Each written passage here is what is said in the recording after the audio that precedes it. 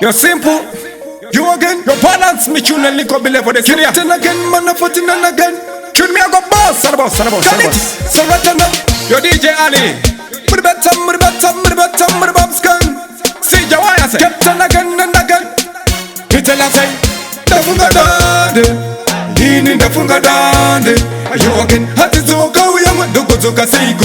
Musamumune coronavirus. Dafunga Dande.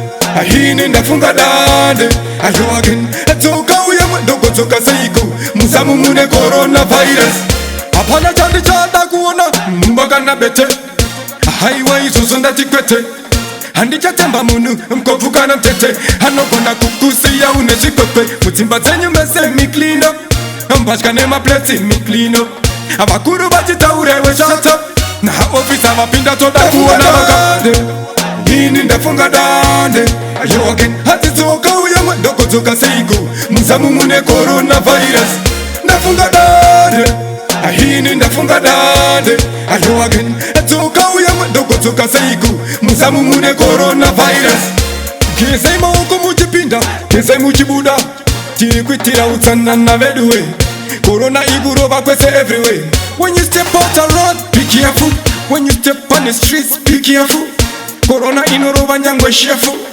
Captain again ndo totora befu Nekutirwe ndo ruacho durefu Dini ndafunga dande Ayo again hatizoka uyama dokozoka seiku Musamumune coronavirus Ndafunga dande Ahini ndafunga dande Ayo again hatizoka uyama dokozoka seiku Musamumune coronavirus Apana chandi chada kuona mbaga na bete Highway susunda tikwete Handi chatemba munu mkovuka na mtete Hanokona kukusi ya uneshikwepe Mutimba zenyu mese mi clean up Mbashkane mapleti mi clean up Abakuru bachitaurewe shut up na ofisa mapinda toda kuona magade Dini ndafunga dande ajoagin hatizoka uyama dokozoka seiku musamumune coronavirus Ndafunga dande ahini ndafunga dande ajoagin hatizoka uyama dokozoka seiku musamumune coronavirus